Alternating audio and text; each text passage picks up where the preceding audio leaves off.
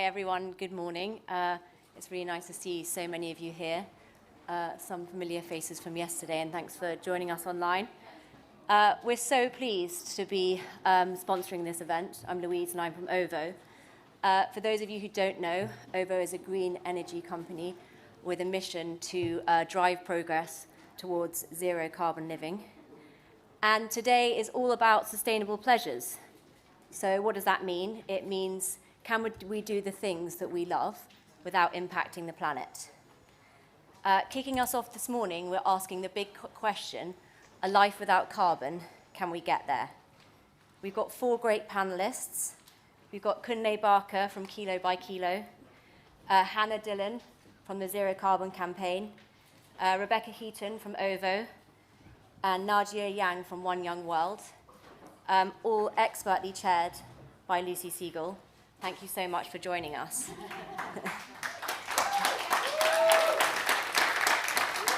And just one more thing. For those of you who want to ask questions, we are using Slido. So please download the URL. But yeah, take it away. Thank you, Louise. Good morning, everybody. It's so nice to see you. It's so amazing to be here in this brilliant venue. I'm with 4 incredibly impressive people that Louise has just introduced us to. I'm going to start by asking you just to explain a little bit about what you do and where your focus is, because it's always better rather than me reading out a biography, because as I say, they're all very, very impressive. So we're talking about a life without carbon. Can we get there? I'm hoping no one's going to say no, because it'll be a short conversation. But we'll see. We'll see. So Hannah, let's start with you. I also want to know, it's such a COP question, but how you're feeling this morning. And if you could kind of wrap into that, any announcements that you think have come out of that blue zone place. Yeah, and you can give us, out of 10, but you can give us a 0.5, 0.6, so we can get really, accurate about how you're feeling.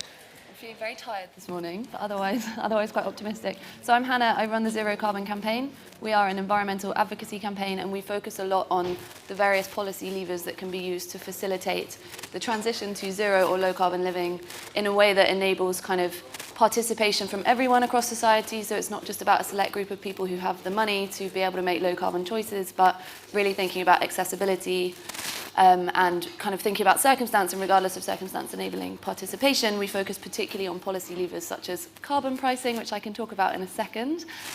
So yeah, we're campaigners. Basically, you might have seen there's a big display up over on that side at the top. Make sure you check it out if you haven't yet, which we ran on Tuesday with a bunch of youth activists and organisers who, I think if you asked them how they were feeling, the answer would be slightly less optimistic about the commitments coming out. But one of the roles that we do is bring people together to discuss these issues.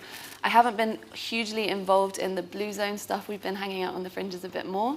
I think one of the key things to remember about all of this, and obviously we're all here and believe in COP, otherwise you wouldn't have bothered to make the journey up here, but it is also just a milestone, and it's been really useful from a UK perspective for holding the government's feet to the fire in terms of making sure we don't make any, let's say, hypocritical commitments in advance of COP, but it's also just the starting point on a journey to facilitate the transition towards low carbon.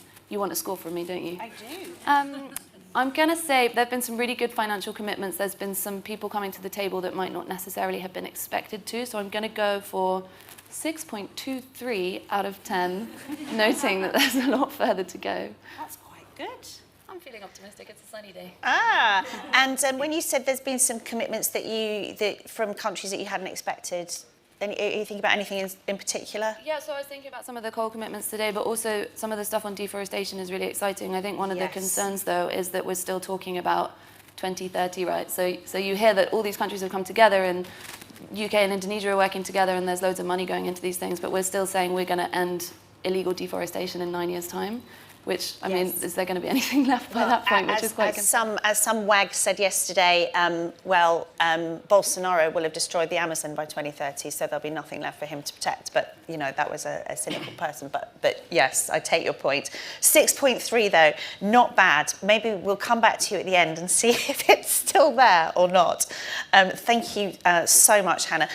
Rebecca from OVO, tell us a little bit about your job, and I'd love your score, please. So I'm Becky. I'm working in sustainability at OVO. So you might know us as an electricity supply company, but we're actually so much more. We're really partnering with our customers to help us all achieve zero carbon living. So we're doing this through energy efficiency and through heat decarbonisation and through using our customers' electric vehicles as sort of mini power stations, so connecting them up to the grid and supplying electricity to the grid when the wind doesn't blow and the sun doesn't shine. I'm also very lucky I've only been at OVO 2 months, and I've inherited this fantastic thing called Plan Zero. And I'm calling it a thing because it's not a sustainability strategy, it's not a business strategy, it's kind of both pushed together. It's so much more, and it's embedded in absolutely everything we do. Every meeting starts with talking about Plan Zero, which is how we're going to get to net zero by 2030. What do I think about COP? So I've been working in climate change for over 25 years, and I remember when COPs were things that no one had ever heard of. So I do feel really encouraged to be here with this energy and with this enthusiasm. I have been quite impressed by how leaders are standing up and making pronouncements. I'm a forester, so I've watched the deforestation one with great interest. I actually feel really quite encouraged by it, because although they may have a target of 2030, there's a journey to get there. So it's not going to be that we continue full tilt and then just stop in 2030. We're on a journey. So I was encouraged by that, actually. I'm also really just a born optimist, so I'm afraid you can't work in climate change for as long as I have and not just, stick at it and be optimistic, so I am. So I'm going to say 8.97. Ooh, I didn't know we'd get to that today. Oh my God, that's really discombobulating. Wow, okay, that's amazing. So I'm really sorry I called you Rebecca, which probably only teachers at school did if you were in trouble. Becky. And, I don't meet that many foresters, so could I just have a little bit? You described yourself as a forester. I am, so I have a degree in forestry and a PhD in forestry and climate change. So it's great. We need more foresters, right, in Britain. I just want to say this. I know it's not quite so linked to OVO, but because we need to plant all these trees, which OVO are doing. We're going to make a big pronouncement as well at the weekend about some tree planting that we're doing. So we do need to plant trees, and that means we need foresters. So go off and go and train and be a forester, because we need to know how to do this. That is brilliant. Yes, right tree, right place, though, but we won't get into a forestry debate. Am I the only person here without a PhD, by the way? No. I don't know. Oh, thank God. Phew. Like most journalists, I've got very basic qualifications, let's put it that way. Okay, Kunle, let's talk to you now. Tell me about yourself and how you're feeling. Give me a score. Okay, well, I'll start. So I am Kunle Barker. I am COO of Melt Property, and we're a small boutique developer, and we do as much as we can in terms of sustainable development and sustainability. So that's about how developers, when they install anything that's sustainable, how do we pay for that? Because it has to be paid for.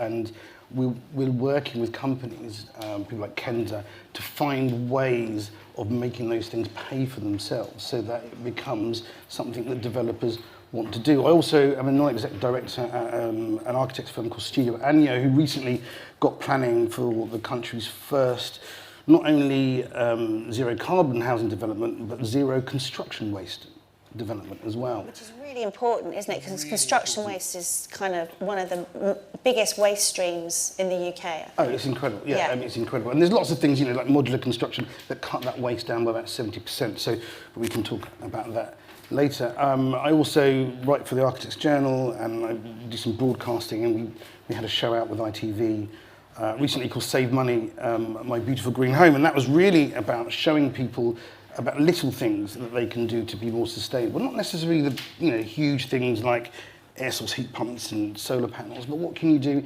in terms of just fitting the kitchen, for example? What should you be looking at to be more sustainable? How do you reuse materials, etc., and get a kitchen from a sustainable source? And really and one of the things, I'm here at COP, and I've travelled up in an electric car from London yesterday, and I stopped off at my old school, which was fantastic actually, to see how engaged the kids were. I went to a school called Bedford Modern, and I met some year 6s and some year 12s and 13s, and it was just incredible. And made me almost feel like, well, there's nothing really to worry about. This is what's coming through.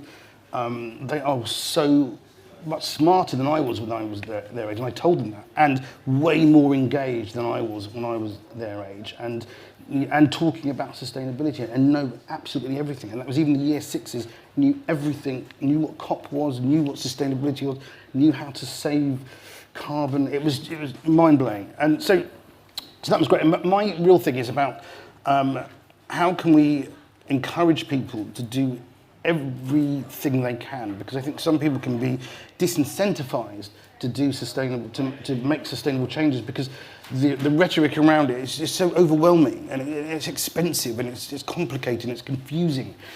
And they say, well, I can't do that, so I won't bother doing anything. And the idea is that actually, that's not the message we should be giving. The message we should be giving is every single kilo of carbon that you save, and if we all do something, and we all do as much as we can, then effectively kilo by kilo, we can get to that the net zero target. And that's what I'm doing up here at COP, launching a campaign called Kilo by Kilo, which is all about that.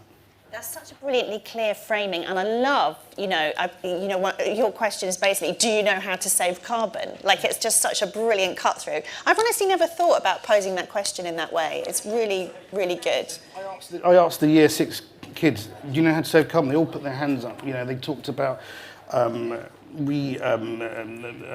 harvesting rainwater. They talked about turning down their boiler. They talked about, they knew every single type of carbon saving you could make. They knew what it was. It was just incredible. Yeah, and linking those actions to net zero and to straight into carbon and emissions cuts. Very clever. I have to ask you a couple of things. What electric car do you drive? Where is your old school? And do they have a charging point? Did they have a charging point? No, I don't think they did, actually. I didn't ask them, actually, but I don't think they did. Where did you charge your car? I charged my car at, I think we stopped at Rugby Services, and because they have the fast chargers.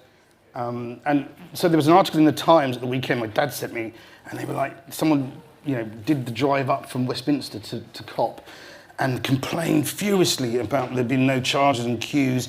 And my dad said, oh my God, how are you going to get that? I said, well, that's ridiculous, because there's apps, and the apps tell you if they're all being used. So why would you go to a place where there's queues? And it was absolutely fine. In fact, we sat in Rugby Station. I had to do some, because I have a real job as well, so I had to do some emails. And as I'm emailing, a little note comes up, oh, you're up at 100%. And I said to Gareth, who was doing the video with me, I said, Gareth, we've got to go. And he said, how long was that? I said, I don't know, probably 20 minutes, 30 minutes or something. So the infrastructure isn't it's not there. There's lots of work to do. If we all turned to EVs tomorrow, there'd be a big problem, obviously. But it's not as bad as people think. What car do you have? I have a Mercedes EQC.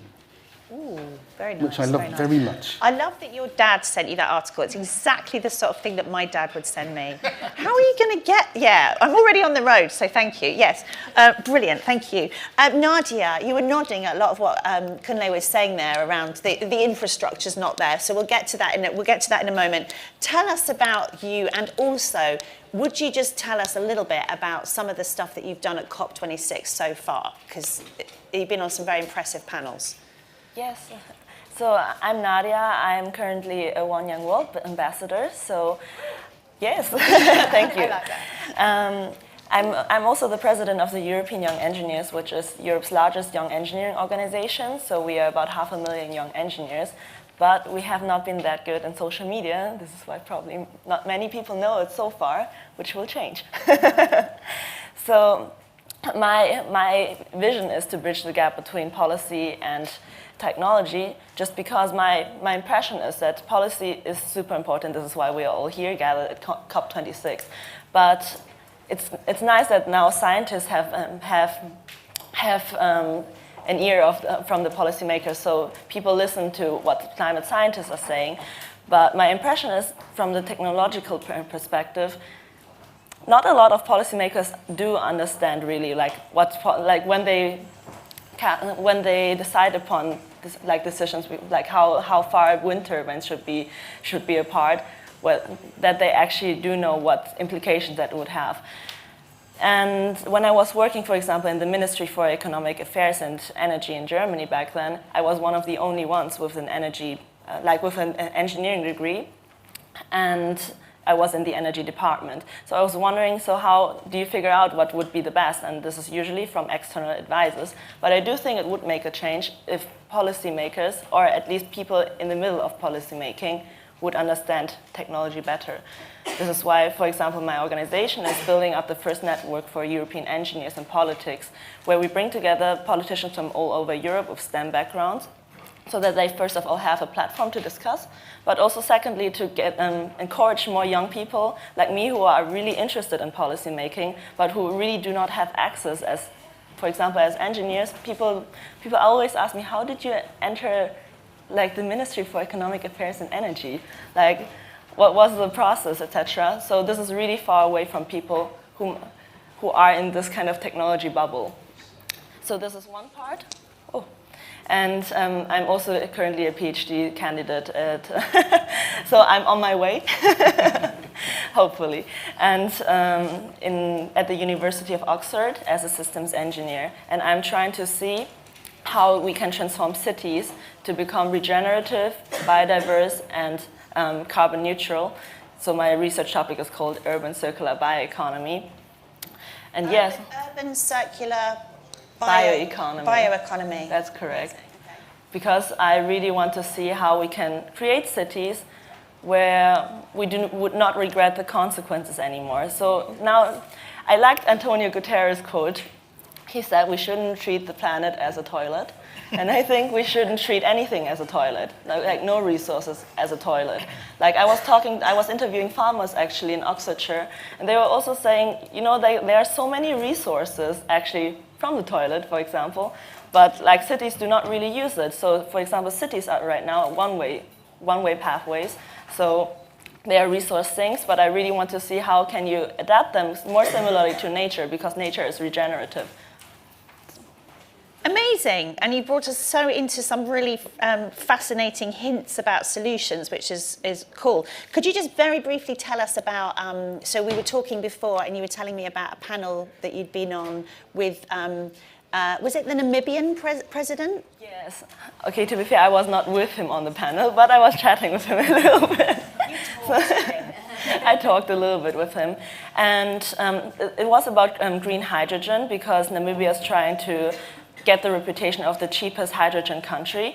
And they have a lot of collaborations with German companies. So I'm originally from Germany, but also with other European countries. So there was at least the Minister for Energy of Belgium, for example, present, etc., etc. So the collaboration between European countries and or like more southern countries is trying to be enhanced, because obviously Europe does not have so much like solar, for example, as like African countries or more southern countries.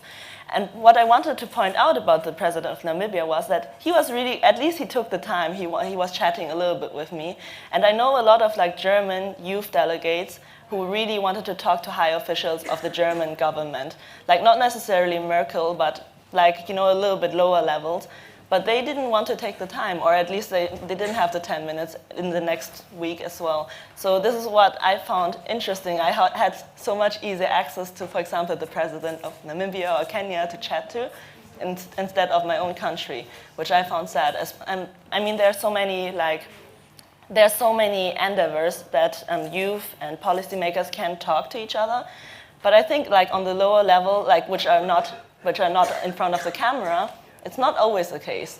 Yeah, and well, I don't need to tell this audience this, because this is what you exist for. But yes, I was listening to Outrage and Optimism on the way here, the brilliant podcast from Christiana Figueres and Tom and Paul, and they did say that. I think they said only 4 NGO leaders are involved in any high-level talks. Only 4. I mean, that's kind of crazy. And then they also said that they hadn't really seen any of the youth climate leaders. And we know that you are here. I know, because I've personally been involved in crowdfunding for two. You know, that's all the funds that I could raise. And by the way, I raised those funds in 3 hours. So the public really, really want you guys to be here. But it's like, yeah, why is that blockage still happening? So that's a whole different debate, but do reference it. I would like to go straight into the solutions, because Nadja's started talking about those. Hannah, I'd like it if you could tell us from your perspective what a zero carbon future is going to feel like, be like, and any sort of hallmarks or characteristics that you think it will have. And you made the point very well that you are thinking about different socioeconomic groups, and I'd like you to talk about that audience as well.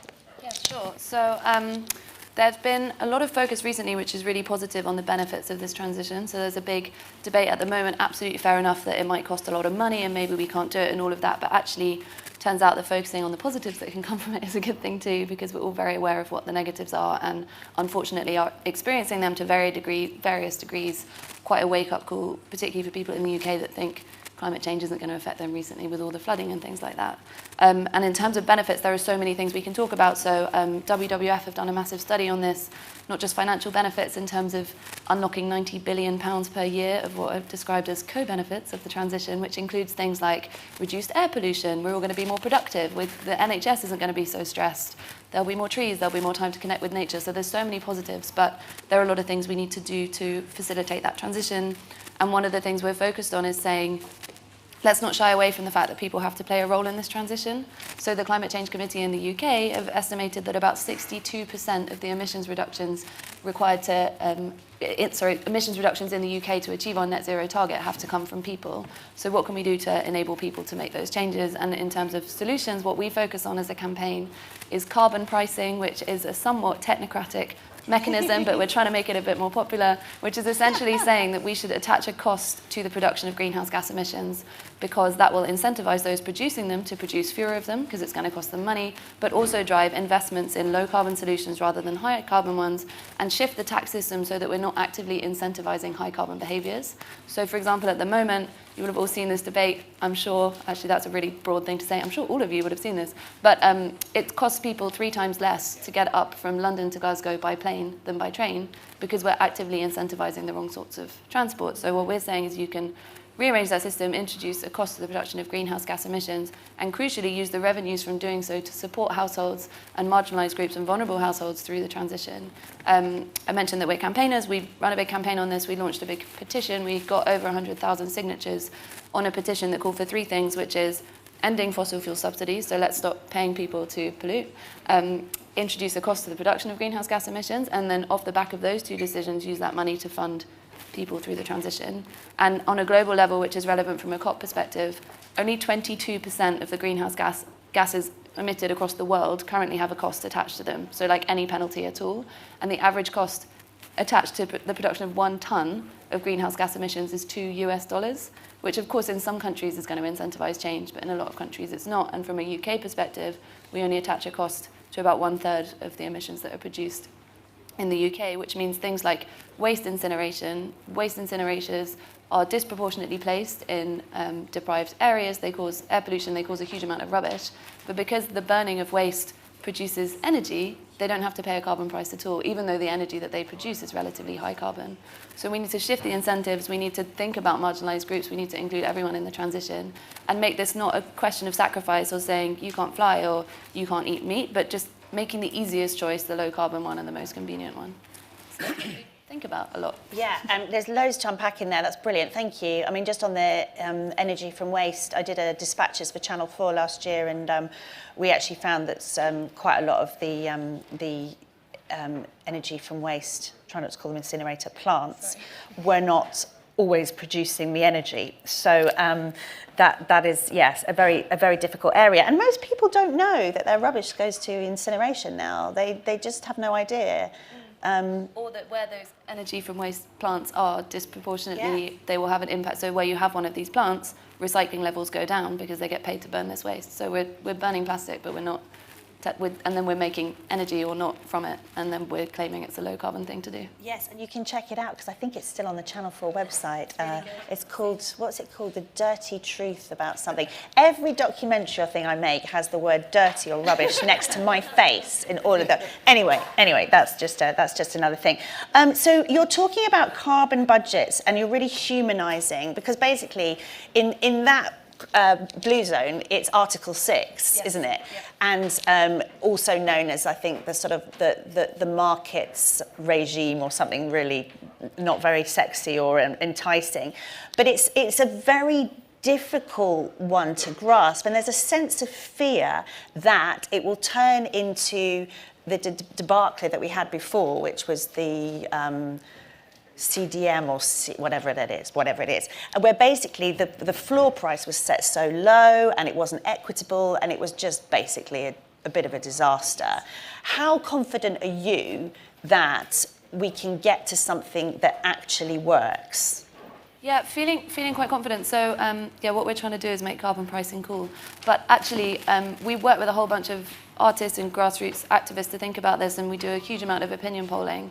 And I think what you just touched on is really important. There's a perception in political circles that we just shouldn't touch this or do anything about it. But actually, people are really open to learning about this stuff and, you know, ensuring that those producing the most pollution are actually helping fund the transition. So it's not completely mad to suggest that this is something we should think about, but of course you need to be open and transparent and talk about the way that this is going to work, and you need to think about things like phasing. So rather than saying we need to introduce a carbon price on everything tomorrow, you could say, okay, maybe we could borrow from some of the future revenues of that carbon price, invest in helping people make the changes they need to make, and then saying in 5-10 years time is when you're going to bring that price in. So you're not penalizing people at the start, you're saying here are all the tools and the funding that you need to make those changes.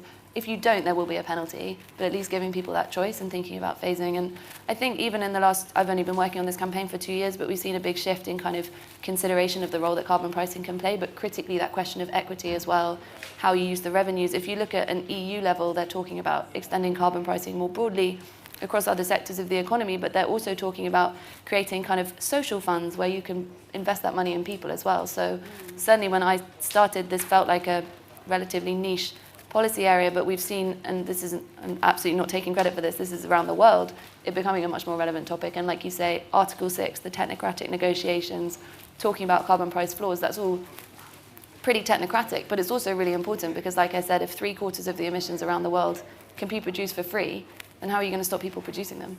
So exactly, and also unless we understand a bit about what's going on, how are we going to hold them to account? Because we do need to understand it. What's the name of your campaign that makes carbon pricing cool? Makes carbon pricing cool, that's like a tagline. The Zero Carbon Campaign. But what I did want to say as well is, I know we're talking about a kind of future of no carbon. I think we need to be a bit careful to avoid this sort of carbon-only lens, because if we just think about emissions intensity alone, there can be negative consequences. I know I'm sitting next to a forest, so we need to think about biodiversity, all these other things, as well as equity, inclusion, waste, because if you just look at one aspect of this, you could very well have kind of negative consequences elsewhere. You mentioned right tree, right place. Yeah. I think what we're talking about is a holistic approach that thinks about all of these different dimensions. Yeah, and of course, is it Friday is Nature Day, which is the first time that that's really been brought into the COP process. So that's kind of, well, about time, but yes, interesting. Thank you very much for that. Just coming to you, Becky. So we heard a little bit about some of the things that you're excited about. So, for example, you said you were using your customers' cars as little mini power grids.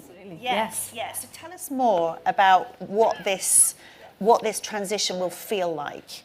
So I think we have to accept it. We are going to be living differently. So how we heat our homes, how we cook, how we travel, it is going to change. But I think it could change definitely for the better. So we particularly talk about the EV trial. So we ran the world's largest trial of EV batteries, using our customers' batteries to supply electricity back to the grid when the wind doesn't blow and the sun doesn't shine. And I think we're seeing at the moment the real need for as much power as we can get in those circumstances. And we found that our customers on average earned £400. So they earned £400 from having an electric car. And one customer earned £800 a year from doing that. So I worry quite a lot about the just transition, and I think there is an issue with EVs and the just transition, and we don't want to end up with, I've got lots of friends who won't spend more than 500 quid on a car. We could end up in a stage where, petrol stations are few and far between. So there is that issue. But I am generally really positive about EVs in the future. I think we've kind of overcome a lot of those hurdles. I think heat decarbonisation is a much tougher nut to crack, and that's something at OVO we're working with the government on. So we're running a trial of heat pumps in customers' houses to try and really understand the challenges and what we can do. And I'm quite passionate about this because I think if we can get heat pumps right, we can actually change lives for the better. So this is really something that we can help I grew up in my 20s and 30s living in really damp, cold cottages in Wales, and it's grim. And it really affects your quality of life. Yeah. And I did a sort of tour around South Wales last year looking at heat pumps in people's houses. And there were some families living off gas grid, and they said, we have never been warm. You know, my children spend their time under their duvets in their bedrooms in the evening. Now we have this heat pump. We are all together in the living room in the evenings. This is life-changing. Yeah. So I think there can be some real positives. Yeah. But it is tough because it's going to be quite expensive. So I think we do need some government help here, and that's not necessarily money. I think that's enablers as well. And if you look at the government's recent net zero strategy, it's actually really pretty good. And I used to sit on the Committee on Climate Change and produce these annual progress reports, and they were all, it was hard to be positive. You'd be going, right, can I try and tick some boxes here? And there weren't often that many boxes to tick, certainly not in last year's. I think next year's annual progress report to Parliament is going to be much more positive because they had ticked off an awful lot of things. There are some gaps, but really pretty good. Just from your insight, what's happened? Have they sort of woken up? Because again, somebody expressed it again in the Outrage and Optimism podcast, which I cannot recommend enough, by the way. They were saying, oh, it's like Boris has woken up. And then somebody said, maybe he's just reading his briefs. But I don't know, Boris, I can't comment, but when you look at what they're doing, they're certainly making the right moves. I think they're seeing the opportunities here, because there are definitely opportunities for businesses, for technology, for us to be a leader. So hopefully that's kind of the driver and the absolute imperative that we have to do this. Yeah. So, just to let you know, could you start thinking about questions as well, by the way, and you can use the Slido thing, which you're going to help me with that, aren't you? Thank God. So Kunle, when I hear Becky talk about, families that have never been warm, I just feel really angry that we haven't managed to address. Well, I just don't feel like we've made efforts to address fuel poverty, and it seems to be quite an abstract notion, and it's like that needs to be our absolute focus to me, or it needs a lot more energy going that way. What do you think? I think you're exactly right. So fuel poverty, the issues surrounding that are linked to the solutions that we're going to be discussing, because it's linked to using less or needing to use less. If you need less energy, then you need less money. So less people will suffer from fuel poverty, and that all goes from a change in the country's thinking on energy. At the moment, what we're concerned with is how expensive is it? And now, where does it come from? That's not as relevant as how do I stop using energy? So if I insulate my home, a passive house, everybody that I know who has a passive house tells me the same thing. I don't turn my heating on, right? So that's how you beat fuel poverty, by not needing to use fuel.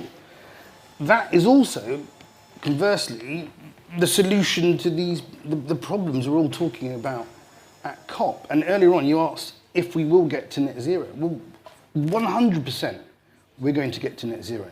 We're going to do it in one of two ways. One way is that we would continue the trajectory we are. When you consider that the world needs to get down to about 25 kilotons of carbon emissions, we're on target at the moment for about 56. Now, if we don't change that, that will lead, I think, probably to a temperature rise by the end of the century of 4, maybe even 5 degrees. That will lead to effectively a breakdown of all society, economics, and governments. So that will propel us back to the Middle Ages, so we'll get to net zero that way. Or that's one way. The other way to get to net zero is that we all pull together and that we do something now. And it is multifaceted, and it is all about changing, and that's what I'm trying to do with Kilo by Kilo, is change the way people think about consumption. Consume less. That's across the board. So that's not just in terms of your energy, that's in terms of food, or how you consume, or waste less so that you buy less effectively. Your clothing. If you do have to buy things, get them from reusable sources or get them from sustainable sources. I mean, it's the only way that we'll really get to that target. And the problem is that figure that I said earlier about the 56 gigatons, that's based actually on all the promises that were made at the previous COP in Paris in 2015 and the ones they've made already, because most of the governments sort of signed up to the promises they're announcing now over the last year. So even with if everybody did everything, every single country did everything they've promised to do, we're still not there, not even close. You know, we're still looking at a 4-degree rise. You know, put into perspective, even at a 3-degree rise, so there was a 3-degree rise about 3 million years ago, and it meant that sea levels were 10 to 20 meters higher than they are now. So just think about that. You know, that's not even, and that's somewhere in between the two figures of where we need to be and where we're going. Yeah. So that means kind of, you know, forget about the Maldives, forget about southern India, Holland's gone, and it goes on and on and on and on. So whilst I'm positive about us getting there, I think, you know, the message needs to be, okay, enough rhetoric, you know, and to paraphrase Greta, you know, no blah, blah, blah, let's get rid of that and let's do something. They need to do something, and we're not doing enough.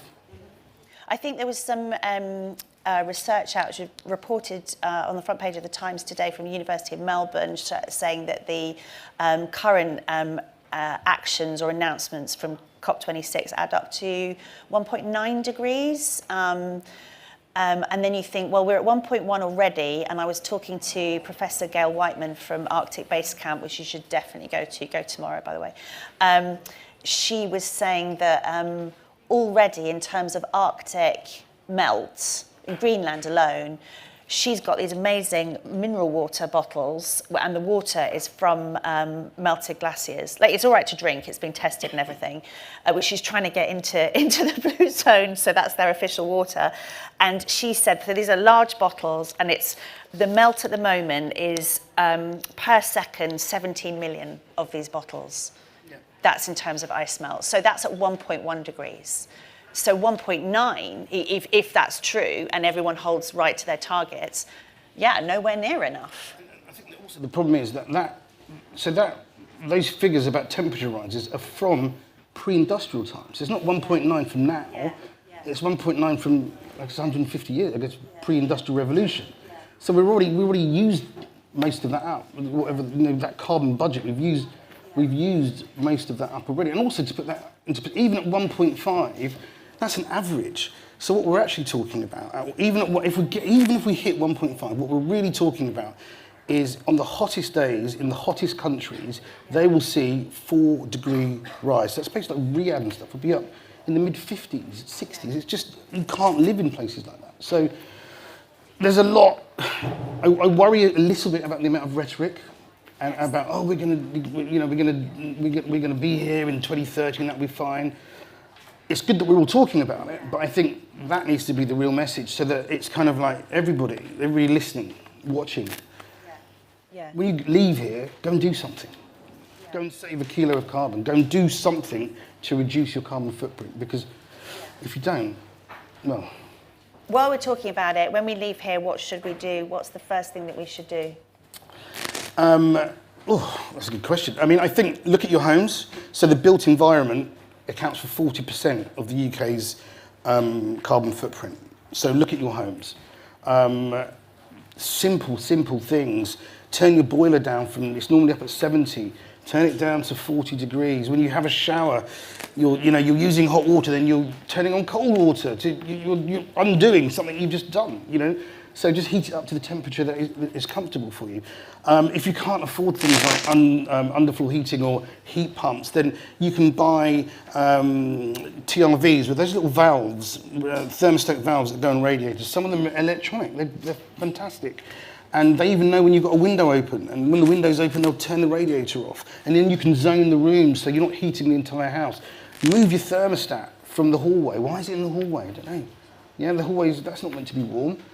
So we go to someone's house and they've got a thermostat in the hallway, and they're like, oh God, it's bloody hot in here, isn't it? And then they go to why is the heating still on? Well, it's because the hallway's like 15 degrees and you're sat in the living room, which is 25. At my sister's house. Right, exactly. So move, buy these wireless thermostats and put them in the rooms you're actually using. Okay. Lots of things. That's great. Those are great tips, especially the bossy radiator valves. I love them, and they know when you've opened the window. Okay, Nadja, I would like you to give us, before we take some questions, I'd like you to give us a sense of what this world could look like from the benefit of all your insight, being part of the group that's going to create it from a technological perspective. Well, I think first of all, as I mentioned, we do need to bring youth more on the table, and not only in front of the camera, but also really like get engaged with them, and not just like for the image, but for the real purpose. Secondly, yes, from the engineering perspective, I do care a lot about systems thinking. We talked about sector coupling, actually, when you mentioned how cars can be used as batteries. So how can we look from a whole systemic perspective? How can we integrate technologies that it's not only like one silo and one silo and one silo, but can integrate them to a whole system that can be sustainable? So, for example, we talked about heat. Cities are on average a little bit warmer than the surrounding. So nowadays people are thinking, how can we use the excess heat because it's actually not beneficial for the city to be hotter, but it can be beneficial, for example, for plants, to grow more plants in the cities. How can we integrate those kind of different feedback loops? So this is one from the systemic perspective. Technologies, I think a lot of people who do not people do not understand entirely what the technologies would be about, or what it would take. And this is where I would like to encourage, especially technologically, more adept people to get engaged in the public debate, because from my peers, I know a lot of people who don't want to be part of the public debate. They're so fed up by their studies already that they're happy to go home and sleep and to have just a chilled beer in the evening. But I think That sounds quite nice, actually. I mean, it is very important to have your chill time as well. But I do think every person has a potential, but not every person sees the potential in themselves, that they can be a contributor to a better world. And this is why I want every person, every young person, every older, but also like every person in the world to just to look at yourself in the mirror and see your potential, and then see your talents and contribute with your talents. And young people just have a couple of more years to do that. And I mean, we talked about mindset shift today. You talked about insulation of the house. To be honest, I was thinking back when I was in Shanghai. Shanghai is a huge city in China, right? And it is considered to be one of the most advanced, but usually people do not have heaters. But it is really cold in the winter. So my aunt was buying like a really, really thick kind of clothes for me, and I looked like a cotton candy. And today in the morning, it was also really cold. And I had the decision between turning on the heater or just wear a few more clothes. Right now I'm wearing 3 layers, for example, because I am more a person who feels coldness quicker. But now, like, I personally would prefer to be less fashionable, for example, and rather don't do the unnecessary things in my eyes. But okay, like traveling, for example, is also like carbon intensive in some ways. But I do think there are benefits of like exchanging, like having all of you together here to have this mutual exchange. And I would really, in Germany, you would say you grab yourself on your nose and think about like how you really want to live your life with the consequences you can bear with. So for me, less fashionable is okay. For me, for example, I also I told you, or we discussed that in the UK, sheep farming is a big thing, but the cotton, for example, is just burned because it's of no value. Why is it? Like, why are we burning wool, which can warm us up? But why do we heat our buildings up? I don't think it's logical. Don't start me on the fashion textiles thing, and I will just briefly answer that, is because the fast fashion industry dominates the market and floods the market with cheap synthetics. So, you know, you were talking about Wales and damp houses. I've done a lot of filming in parts of Wales where kids are dressed in plastics, and they weather those all-in-one suits in the winter, and they don't have, you know, they didn't necessarily have coats. So out playing in that, there was no thermal warmth in that whatsoever. And meanwhile, we are burning wool. It's a market distortion. And it's been allowed to happen, but we're working on it. Okay, I won't get sidetracked too much this morning. Does anyone have any questions for our panel? Or our panel might have questions for each other, because that would also be good. Yes? Can I get the optimism scores from 2 and the Oh my end? God, I forgot, didn't I? Yes, you never gave me an optimism score. Okay, I'll give you 2. Yeah. Rhetoric, 9. That's very optimistic. The reality, probably 5 at best. Okay, thank you. Nadja? I think I'm really much on the middle ground, so a 5, just because I'm happy that there are countries that are really influential in the world finally committing, for example, to certain pledges, at least in the next 50 years. But I mean, at least I think I got the grasp that all of us are really keen on having an accelerated progress, which makes me frustrated too. So I'm a 50-50. Okay, thank you so much for that. And actually, if you want to ask a question, do give us a score. So you've got some questions that have come in, okay? Thank you. I'm sorry, I don't know your name. My name's Millie. Millie, thank you so much. Thank you. Yeah. We've had an anonymous question through, just following on from what you said as well. My government announced targets from 2070. What can young leaders do to encourage governments and companies to stop moving the goalposts back and delaying action? Okay, who'd like to go first on that? Anybody? Or I was going to choose you anyway. Oh, relatively youngish. I think that we should recognise the role that young people have made in getting us to where we are today, right? So you've mentioned, and it's a very key point to raise, is like a lot of companies are putting pictures of Greta with a protest sign in their document and saying we need to do this for young people, but not including young people in their decision making. But none of this would even be being recognised had young people not used their voices and started to hold people to account and started to totally shift the narrative away from by 2070 we're going to do something to like real people are really suffering here, and there's swathes of generations that are going to have a really concerning time. So I think we should recognise that young people have already played a massive role. And I think that in terms of, there was a question as well about what we can personally do. I think advocacy is a super important action that people can take. I mean, on a really micro level, and this is by no means global, but from our campaign, we were saying, use your voice, you can sign a petition, and it will trigger a debate in Parliament, which means the government has to respond to it. Whether or not their response is adequate, we can leave that as an open question, but you can take an action that generates meaningful change. That's what we're focused on as well. So I don't get the sense that 2070 targets are going to be accepted. I certainly think there's a huge amount of people, not just young people, indigenous communities, a whole bunch of different people that have a role in changing that and really should, because A, it helps with climate anxiety if you're doing something to try and address it, but also we've seen that it can generate meaningful change already. I would say, just 5 years ago, people were not talking about climate change all the time at all. And people would say to me, what's it you do? Oh, climate change, is that a thing? That was just 5 years ago, really, yeah. And now, I mean, everyone's talking about it. And governments do have to listen. We're voting for them.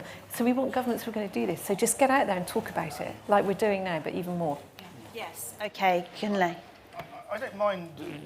I think that it was either India or Pakistan moved the target back, so I think that's probably what they're referring to.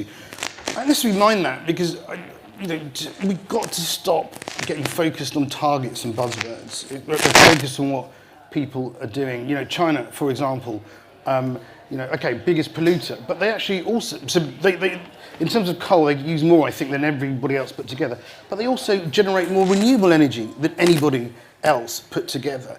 They're going to stop funding coal projects now when they are ready to shift, because they're in a different trajectory in terms of, we've had our industrial revolution and some other countries haven't. But when they are ready to shift over, when they do shift over to renewables, it will make a huge difference. And I think we've got to understand that countries are at different points or at different stages and allow them to get to where we need them to get to, and not use that as an excuse for people to say, well, I heard there was some stuff on Twitter, and I heard, China aren't at COP26. That's not true, actually.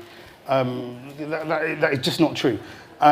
So, if they don't do anything, then we might as well not bother. And that's just not the case. We need to get away from buzzwords and get away from targets and focus on what are people actually doing and how is that going to help things.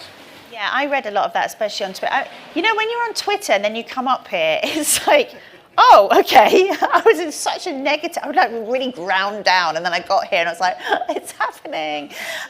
Yeah, and I think China has its most senior climate negotiator here, Xi Shenhao, and yeah, it's, you know, yeah. Yeah, I also think that is an India question. The 2070 suggests that it's an India question, but that is actually quite a significant commitment when you look at the detail, because isn't it like half of the grid to renewables? It's like a really big shift. Nadja, did you want to add anything on that? Yes. So I personally really believe economic incentive is one of the key drivers, especially for developing countries. And I mean, as a single person, it's so hard to economically incentivize a country, right? But you can make decisions that, like following where things are coming from, for example, whether it was made like on a renewable basis or not. This is like one small thing that you can do. Ideally, in the future, like countries like India would see it as even more like economically feasible to be like regenerative, like renewable quicker than other countries are. At least what I understood from the Chinese perspective is that they were thinking also economically that it makes sense to be quick with the process. So this is where China is at the moment. And yeah, and on the other hand, like I think activism is also really important, and I think people should continue with this. I mean, we could see, for example, the farmers just last year it was a really sad process, and they went on the street because they were emotional about it, and people could feel it. I had so many friends who were advocating for it because there was also an emotional attachment.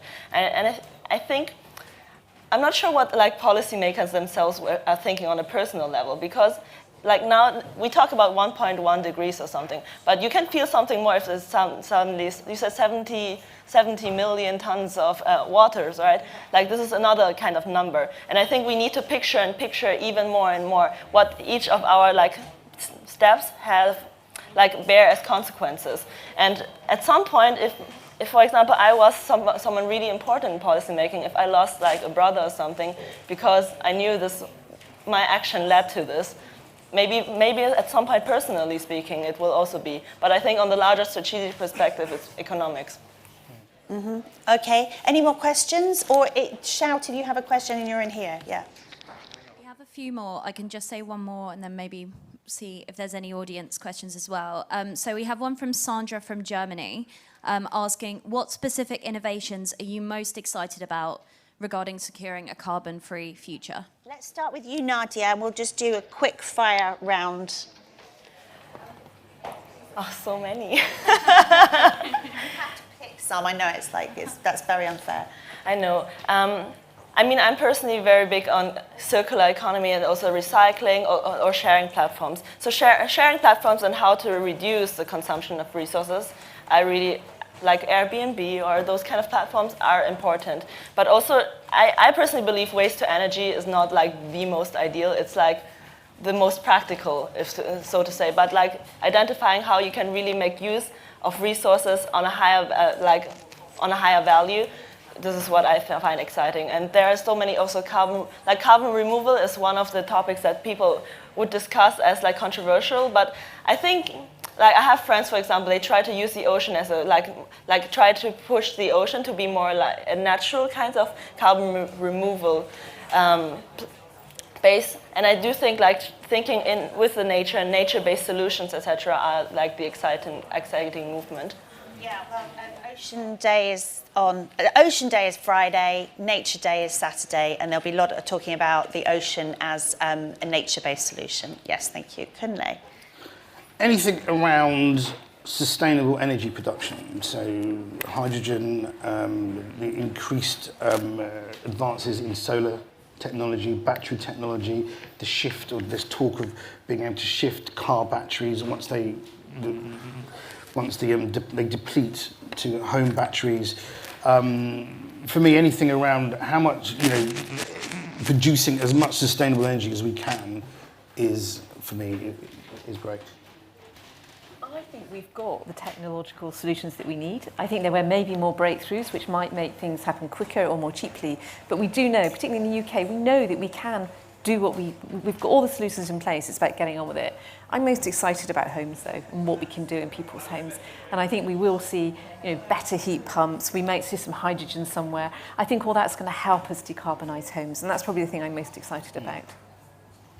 Yeah, I'd echo that. I think a lot of the technological solutions already exist. We need to incentivize investment in them, but we also need to not overly assume that technology is going to solve the problem, because the nature point is really important too, and there's really exciting things going on in farming that aren't even that technology based. It's about diversification of land use and encouraging people to think differently about forcing things to grow in spaces where they naturally shouldn't grow, and thinking more about what is right to grow in that space, and maybe not focusing on one crop but a variety of crops. So the ingenuity that people can bring to harness the power of nature to help deliver the transition. You sound like you've said that before. I haven't. Brilliant. I'm going to add one. I really am interested in geothermal energy, and Eden Project has had a drill rig which I was lucky enough to go and see, and there's a guy who runs it. He's a Texan oil man called Terry, and he's come over to Cornwall to run the geothermal rig.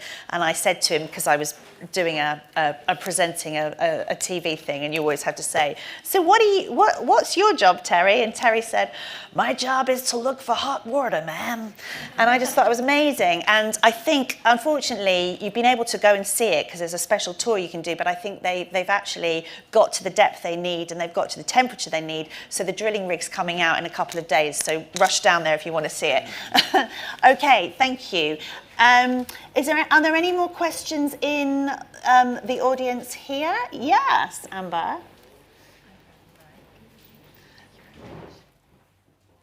Hannah, I think this one's probably for you, but talking about carbon pricing, I know I've heard from other people before that the UK government are not super happy about the idea of embracing it if the rest of Europe don't embrace it, and all the other countries too. How much of this conversation is actually happening in the blue zone at the moment, and likelihood of ever getting global consensus on carbon pricing?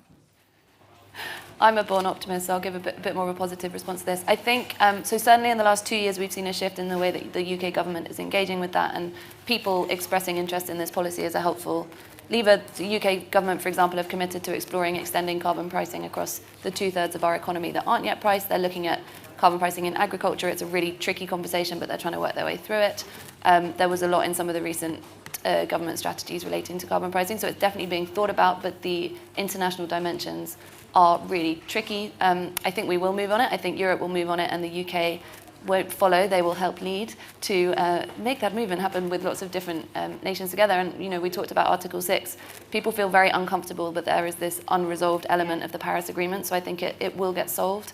And I do certainly, I haven't been working in this for particularly long, but I certainly see that there is a recognition that one nation moving on this alone, great to show leadership, but actually you kind of screw yourself over by making your own economy super low carbon, because you're just going to suffer competition from abroad. So I think there's a recognition, you want to shy away from the word protectionism, but there's a recognition that there's a benefit in everyone moving together, and COP is a good forum in which to have that discussion. So I'm feeling optimistic. I think it has to happen. I mean, if you want people to stop polluting, you've got to force them to. And what do people listen to? Well, if their profits are going down as a result of it. So yeah, and I absolutely agree. And also, this is what we're here for, and this is why all the negotiators are there, and this is a negotiation. If you are really interested in this, you could go to Carbon Brief, which is an excellent website, but they do get into the detail, and they've got this incredible table, and it shows you on Article 6 which country their red lines, where they're likely to move, blah, blah, blah. So if you really want to, Amber, you can follow it.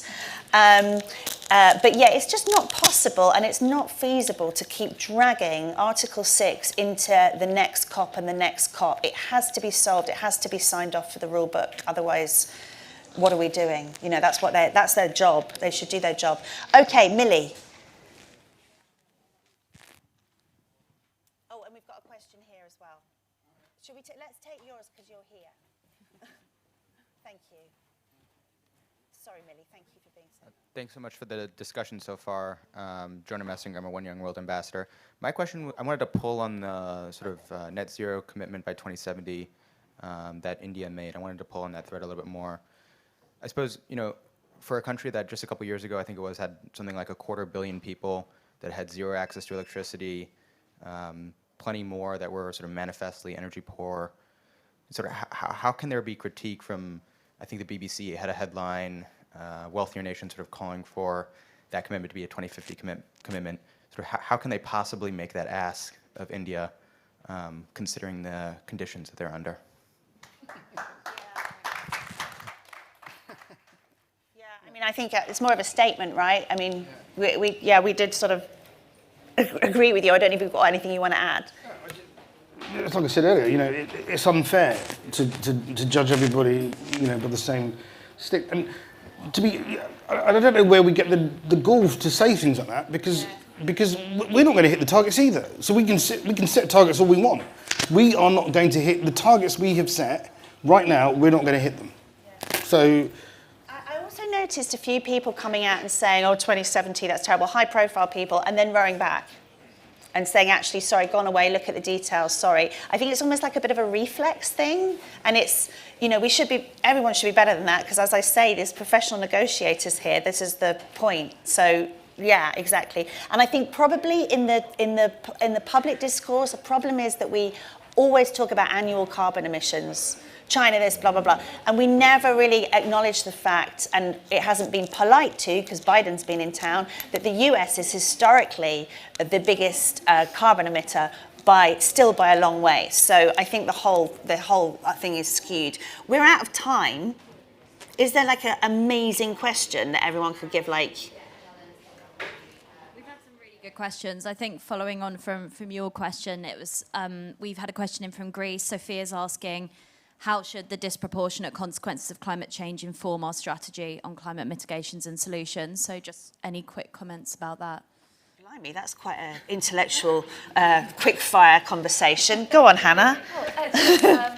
I think the point that was just raised is super important, and for those nations who've been through these transitions, it's really important to export that expertise and invest in developing nations, because climate change doesn't have any borders. We're all going to suffer from the consequences of it, and we have to take responsibility there. So I think that's a really important point. There's so much that someone like the UK could teach India. We also need to think about, in terms of what we've been through and the shortcuts you can take, we also need to think about financing, right? We've just cut our international finance commitments and then criticizing other people's targets. There's a lot of money that we can invest, and you know, if we want to act selfishly, it is a selfish thing to do, because we're looking out for our own interests, because we're all going to suffer if we don't do it. So I think collective action, and again, that comes back to the importance of COP that we shouldn't forget, is like, if everyone's working together, we can help solve these issues rather than place blame.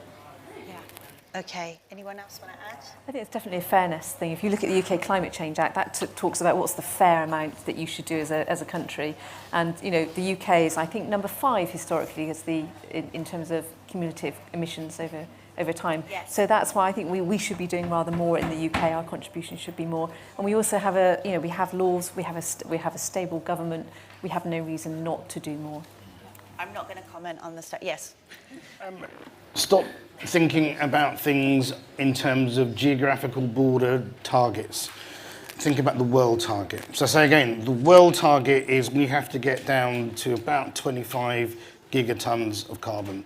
It doesn't matter how we do it or who does it, we've just got to do it. So let's just all pull together and get to that point. Yes, I do consider myself as a global citizen as well, but I also agree. In terms of, for example, the UK, it was one of the pioneers of industrialization. And it's true it had so many more centuries of time to actually adapt. So my policy is, like my policy in general in life is to first look at your own and look what you do yourself instead of focusing on criticizing others. So look at what is the phrase, look at the specks in the eye? How do you say it in English? Say it again. The speck and the bulk in the eye. How do you say this in English? Whites of the eye. Whites of the eye? What does it mean?